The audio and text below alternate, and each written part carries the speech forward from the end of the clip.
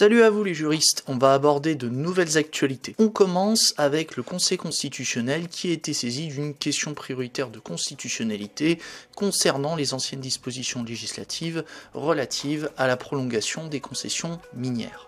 En gros, on a des concessions minières qui ont été octroyées pour une durée illimitée, puis entre-temps, le législateur est revenu dessus en prévoyant leur date d'expiration au 31 décembre 2018. Mais la loi prévoyait quand même que certaines concessions minières pouvaient être prolongées lorsque les gisements sont encore exploités après le 31 décembre 2018. Et dans le cadre de cette question prioritaire de constitutionnalité, le Conseil constitutionnel a décidé de censurer ces règles concernant la prolongation des concessions minières. Il a décidé de les supprimer en ce qu'elles sont contraires à la Charte de l'environnement.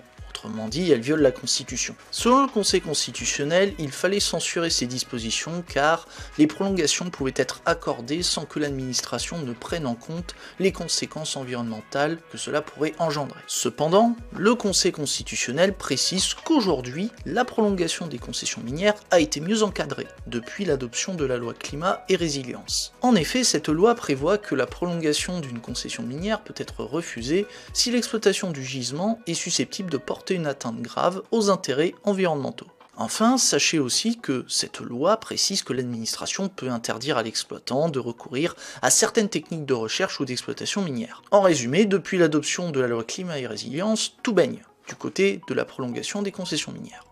Bon, on enchaîne sur une deuxième actualité et toujours devant le Conseil constitutionnel. À nouveau, il a été saisi d'une question prioritaire de constitutionnalité, mais cette fois-ci contre les dispositions législatives régissant la légalisation des actes de l'état civil des étrangers. Alors, la légalisation des actes d'état civil d'un étranger, pour le dire schématiquement, c'est une procédure qui permet d'attester de la véracité d'un acte de l'état civil d'une personne étrangère. Et sans cette légalisation, l'étranger ne peut pas se prévaloir de ces actes de l'état civil en France. Cette contestation des dispositions législatives concernant la procédure de légalisation a été déposée par une association d'avocats défendant les étrangers, car elle estime que les règles de la légalisation sont notamment contraires au droit au recours effectif. Et effectivement, la loi ne prévoit pas la possibilité pour un étranger de contester un refus de légalisation de ses actes de l'état civil, que ce soit devant le juge administratif ou encore devant le juge judiciaire. Sachant que l'étranger n'est pas en mesure de contester devant le juge un refus que l'administration pourrait lui opposer concernant la légalisation de ses actes d'état civil, le Conseil constitutionnel donne raison à l'association d'avocats sur ce point. Et il considère aussi que la loi doit être censurée car elle est entachée de ce qu'on appelle une incompétence négative. Pour le dire plus simplement, le Conseil constitutionnel reproche aux législateurs de ne pas avoir adopté de dispositions législatives afin que les étrangers puissent contester les refus de légalisation de leurs actes d'état civil. Après, on poursuit notre périple sur une troisième actualité. On est cette fois-ci devant le Conseil d'État. On change un peu. Dans cette affaire, la requérante exploite un camping et demande l'annulation d'un décret du Premier ministre, en ce qu'il interdit aux terrains de camping et de caravanage de recevoir du public, en raison de l'épidémie de Covid-19. Malheureusement, le Conseil d'État va rejeter ce recours. Certes, le Conseil d'État reconnaît que ce décret porte une atteinte grave à la liberté du commerce et de l'industrie, et à la liberté d'entreprendre des exploitants de camping et de caravanage. Toutefois, le Conseil d'État estime que le décret n'est pas disproportionné au regard de l'objectif de protection de la santé publique, qui a été poursuivi par le Premier ministre. Ah, et en prime, le décret ne viole pas non plus le principe d'égalité, selon le Conseil d'État. En effet, les campings ne sont pas dans une situation identique par rapport aux hôtels et aux hébergements similaires. Disons que le Conseil d'État estime étrangement que les hôtels et hébergements similaires sont nécessaires pour garantir la continuité de la vie de la nation,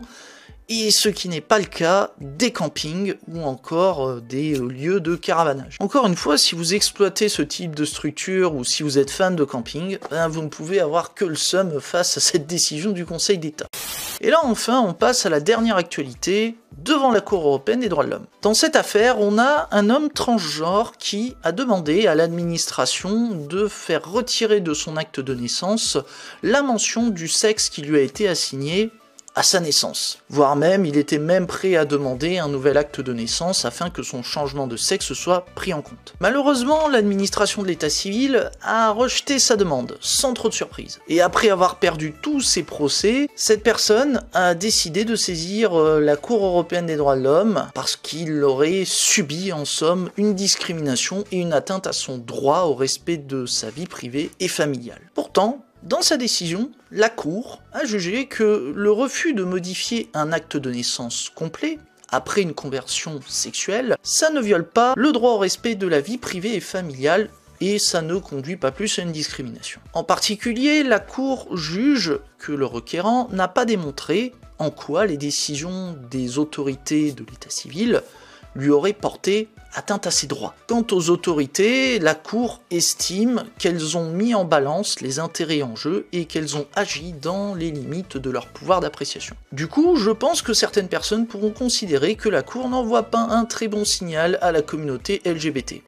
Bon voilà les juristes, on a fait le tour des actualités. Si ça vous a plu, vous connaissez la recette. Abonnement, pouce, partage de la vidéo. Et pensez à aller voir les collègues vidéastes et les sources, tout est dans la description. Allez, c'était Matt DEH sur Vulga Droit.